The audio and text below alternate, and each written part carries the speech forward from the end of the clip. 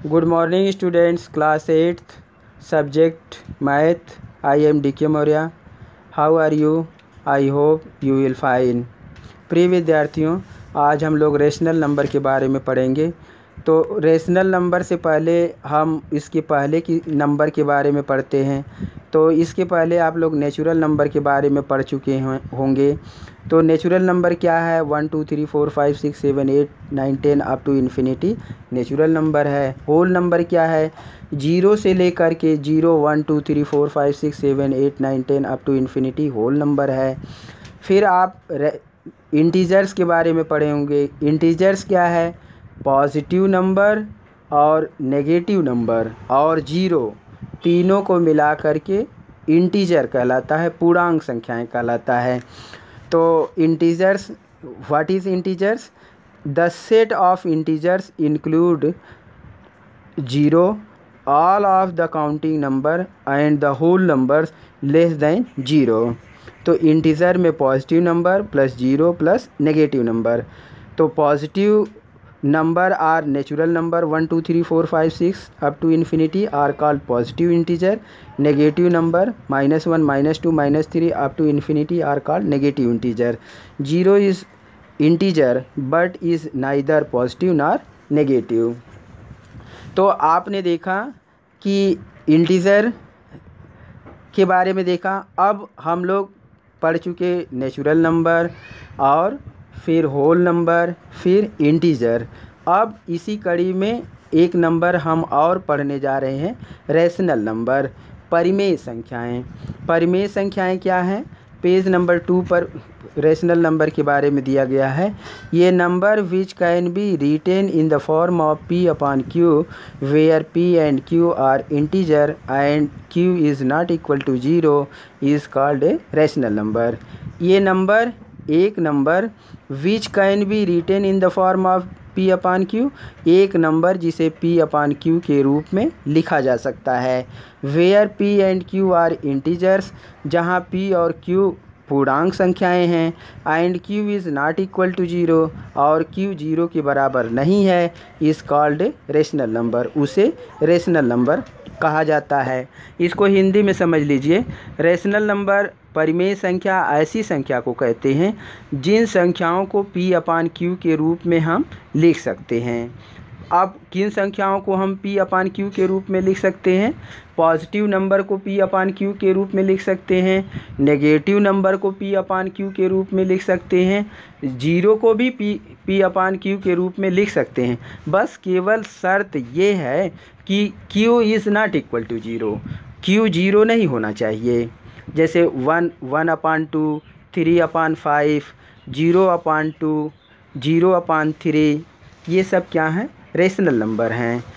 इनको हम p/q के रूप में लिख सकते हैं।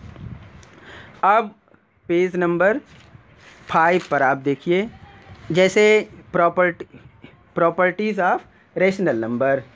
तो प्रॉपर्टीज़ ऑफ रेशनल नंबर में पेज नंबर 2 पर प्रॉपर्टीज़ ऑफ रेशनल नंबर। तो रेशनल नंबर किसी चीज़ के बारे में हम अच्छी तरह से, जैसे अभी हमने ये देखा कि रेशनल नंबर किसे कहते हैं।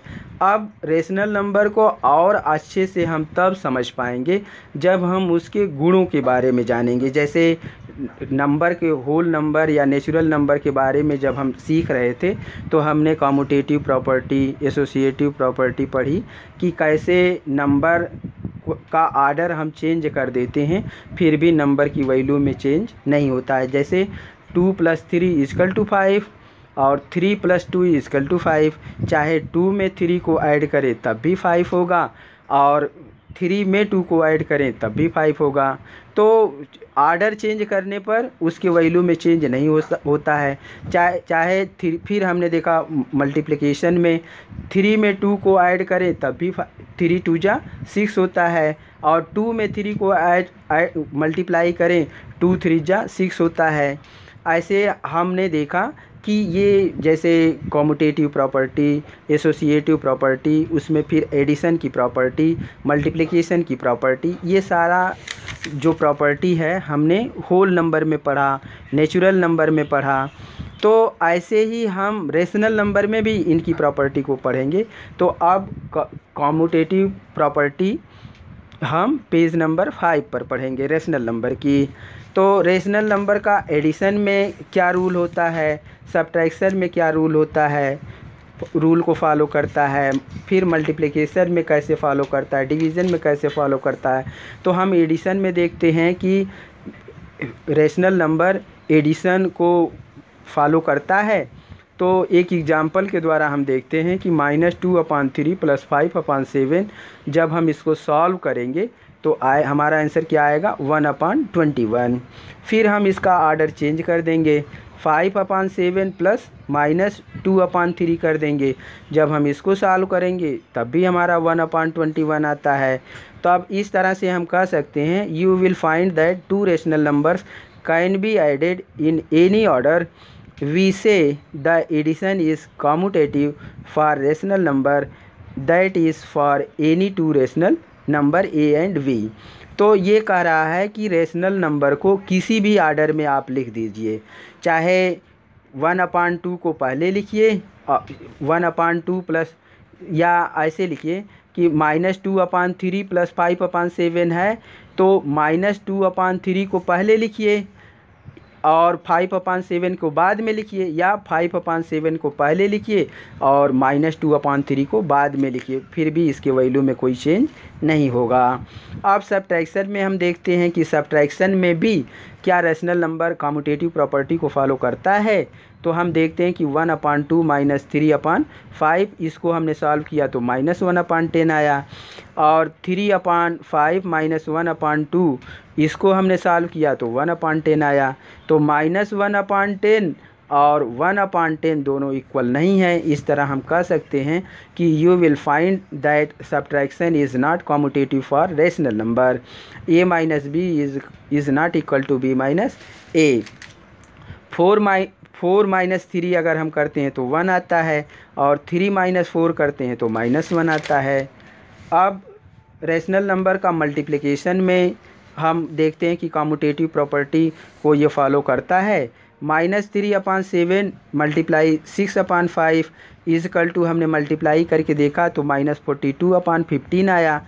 अब हम इसका ऑर्डर चेंज कर देते हैं, 6/5 को पहले लिखते हैं और मल्टीप्लाई -7/3 को बाद में लिखते हैं। तो हमने इसको मल्टीप्लाई किया तो -42/15 आया। तो you will find that multiplication is commutative for rational number. तो आप ये देखते हैं कि ऑर्डर चेंज कर देने पर मल्टीप्लिकेशन की वैल्यू में कोई चेंज नहीं होता। इस तरह हम कह सकते हैं कि रेशनल नंबर मल्टीप्लिकेशन में कम्यूटेटिव प्रॉपर्टी को फॉलो करता है। a × b = b × a। जैसे आप देखिए 2 × 4 करें तब भी 8 आता है, और 4 × 2 करें तब भी 8 आता है। डिवीज़न में हम करके देखते हैं, -5/4 डिवाइड 3/7, इसको सॉल्व किया हमने तो -35/12 आया। अब हम इसका ऑर्डर चेंज कर देते हैं, 3/7 को पहले करते हैं डिवाइड, -5/4 बाद में करते हैं। इसको हमने सॉल्व किया तो 12/-35 आया। तो -35/12 is not equal to 12/-35। So division is not commutative for rational number. तो रेशनल नंबर में ये डिवीज़न कम्यूटेटिव प्रॉपर्टी को फॉलो नहीं करता है। जैसे देखो 2/4 इसको सॉल्व करेंगे तो 1/2 आएगा, और 4/2 को सॉल्व करेंगे तो 2 आएगा। अब हमने ये कम्यूटेटिव प्रॉपर्टी रेशनल नंबर का पढ़ लिया। अब हम पेज नंबर 8 पर रेशनल नंबर की एसोसिएटिव प्रॉपर्टी को पढ़ेंगे। रेशनल नंबर में एडिशन करके देखेंगे। तो एडिशन करके देखते हैं, -2/3 प्लस ब्रैकेट में 3/5 प्लस ब्रैकेट में -5/6। इसको हम सॉल्व जब करते हैं तो आता है -9/10।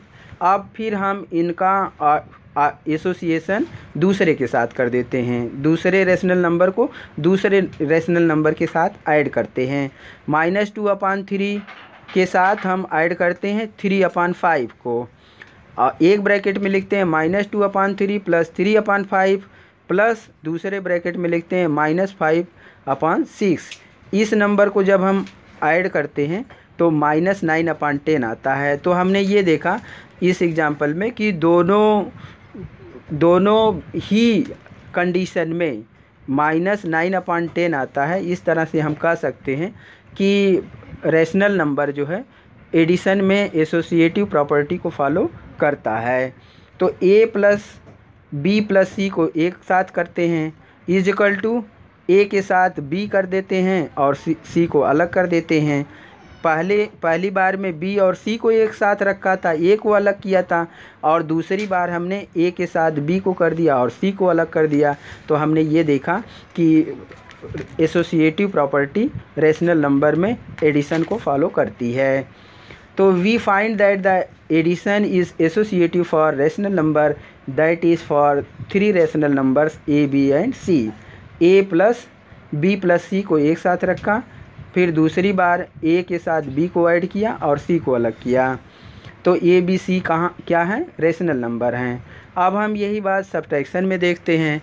सब्ट्रैक्शन में -2/3 माइनस एक ब्रैकेट में करते हैं -4/5 -1/2। फिर आर्डर चेंज कर देते हैं -2/3 माइनस ब्रैकेट में -4/5। अब इन दोनों नंबर को एक साथ सब्ट्रैक्ट करेंगे, -1/2 को अलग से सॉल्व करेंगे। तो दोनों कंडीशन में हम देखते हैं कि एक बार -19/30 आता है और दूसरी बार सॉल्व करने पर -11/30 आता है। तो subtraction is not associative for rational number. हमने देखा कि सब्ट्रैक्शन जो है वो एसोसिएटिव प्रॉपर्टी को फॉलो नहीं करता है। नेक्स्ट अब हम मल्टीप्लिकेशन में करेंगे। मल्टीप्लिकेशन में -7/3 मल्टीप्लाई ब्रैकेट में लिखते हैं 5/4 मल्टीप्लाई 2/9। तो हम क्या करेंगे, ब्रैकेट को पहले सॉल्व करेंगे। 5/4 मल्टीप्लाई 2/9 को हमने सॉल्व किया तो इसके साथ -7/3 को मल्टीप्लाई कर दिया। तो 5 2 = 10 और 4 9 = 36 हो गया।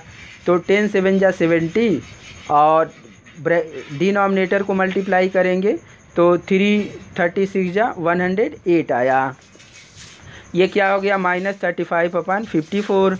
और हम फिर इसका आर्डर चेंज कर दिए, -7/3 मल्टीप्लाई 5/4। इन दोनों को मल्टीप्लाई करके 2/9 को अलग से मल्टीप्लाई कर दिया। इस बार भी हमने देखा कि हमारा आंसर क्या आया, -35/54। We observe that multiplication is associative for rational number that is for any 3 rational number a, b and c। तो a के साथ मल्टीप्लाई करेंगे b × c को, b × c को एक साथ रखेंगे, a को अलग रखेंगे।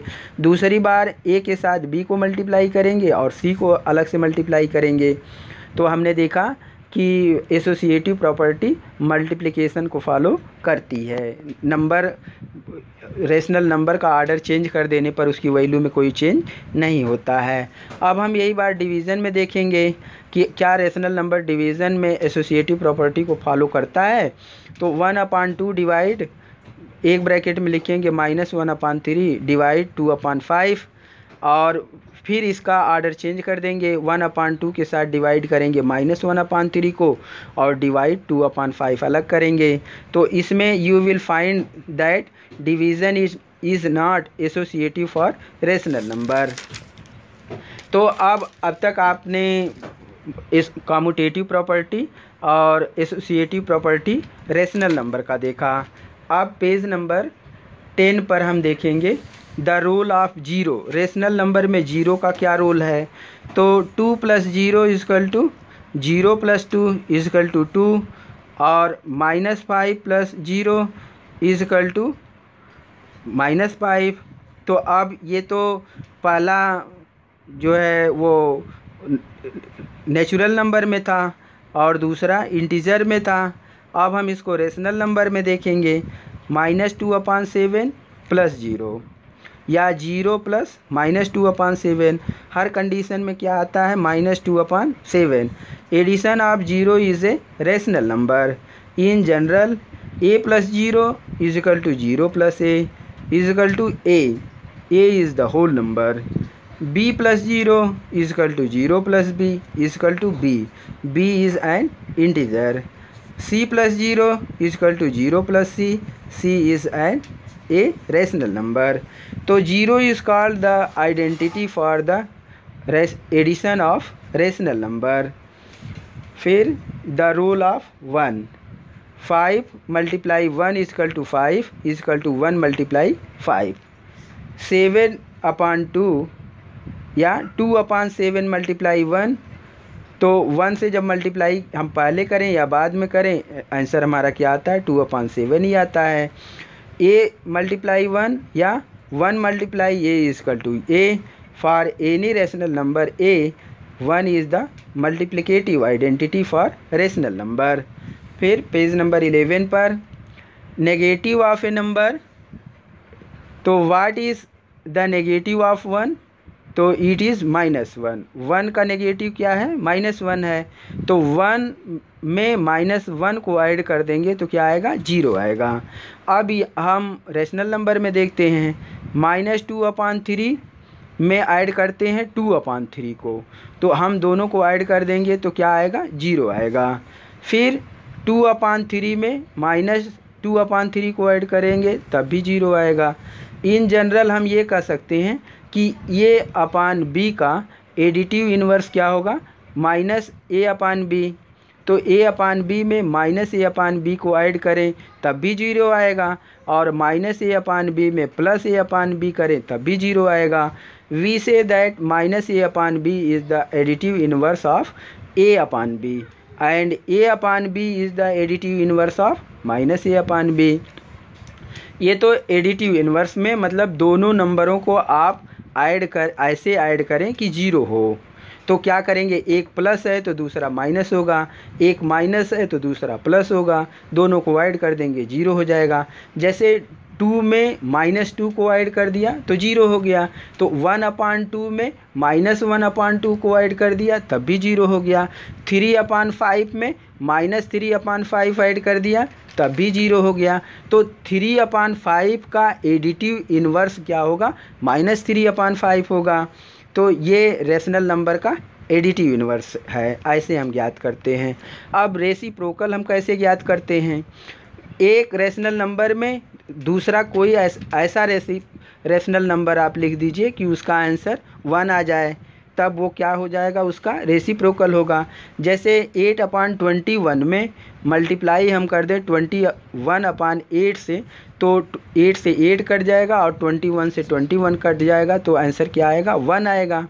ऐसे ही -5/7 में मल्टीप्लाई कर दें हम 7/-5 का, तब भी 1 आएगा। तो we say that the rational number c/d is called the reciprocal or multiplicative inverse of another rational number a/b if a/b multiply c/d is equal to 1।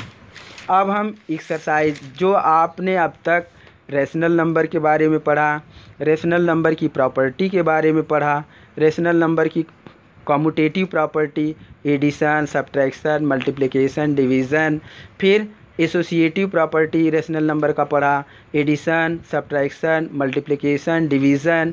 फिर आपने पढ़ा the rule of 0, the rule of 1 in rational number. फिर आपने पढ़ा negative of the number, additive inverse of the rational number. फिर आपने पढ़ा reciprocal of the rational number. अब इसी सारी प्रॉपर्टी के आधार पर एक्सरसाइज 1.1 दिया गया है। जैसे एक्सरसाइज 1.1 में पहला क्वेश्चन है यूजिंग एप्रोप्रिएट प्रॉपर्टी फाइंड। तो पहला क्वेश्चन दिया गया है -2/3 मल्टीप्लाई 3/5 प्लस 5/2 -3/5 मल्टीप्लाई 1/6। तो पहले हम एसोसिएटिव प्रॉपर्टी इसके साथ लगाएंगे। तो लिखेंगे कैसे, -2/3 मल्टीप्लाई 3/5 -3/5 मल्टीप्लाई 1/6 प्लस 5/2। फिर हम इसमें क्या लगाएंगे, यूजिंग डिस्ट्रीब्यूटिव प्रॉपर्टी लगा लेंगे। तो 3/5 को ब्रैकेट के बाहर कर देंगे, फिर ब्रैकेट में लिखेंगे -2/3 -1/6 ब्रैकेट बंद कर देंगे प्लस 5/2 अलग से लिखेंगे। इसको सॉल्व करेंगे 3/5 ब्रैकेट में ये दोनों जो सब्ट्रैक्शन है तो माइनस माइनस दोनों है तो दोनों ऐड कर देंगे, एलसीएम 6 ले लेंगे, फिर इसको ऐड करेंगे प्लस 5/2 करेंगे 3/5 और ब्रैकेट का जब सॉल्व करेंगे तो आएगा -5/6 और प्लस 5/2, फिर 3/5 में -5/6 का मल्टीप्लाई कर देंगे प्लस 5/2 लिखेंगे। अब 3 2 जा 6, 3 से 6 को काटेंगे तो 3 2 जा 6 और 5 से 5 को काटेंगे तो 5 1 जा 5। तो जो ब्रैकेट का है ये सॉल्व करने पर -1/2 आएगा प्लस 5/2। तो सब दोनों का डिनोमिनेटर सेम है तो 5 में से 1 सब्ट्रैक्ट हो जाएगा तो आंसर न्यूमरेटर 4 आएगा और डिनोमिनेटर 2 है। तो इसको फिर हम सिंप्लीफाई करेंगे, 2 1 जा 2, 2 2 जा 4, आंसर क्या आया, 2 आया। ऐसे ही एक्सरसाइज 1.1 के जो बचे हुए क्वेश्चन हैं आप सॉल्व करेंगे। अगले वीडियो में हम बाकी क्वेश्चन के बारे में चर्चा करेंगे। इससे पहले आप अपने से सॉल्व करेंगे। अगर कोई प्रॉब्लम होगी तो आप नेक्स्ट वीडियो में जो आप अपने से सॉल्व किए हैं उससे मिला लेंगे। अगर कोई आपका गलत होगा तो उसे करेक्ट कर लेंगे, अगर पहले से आपका सही है तो उसको वो बाद में स्कूल खुलने पर चेक किया जाएगा। Thank you, have a nice day.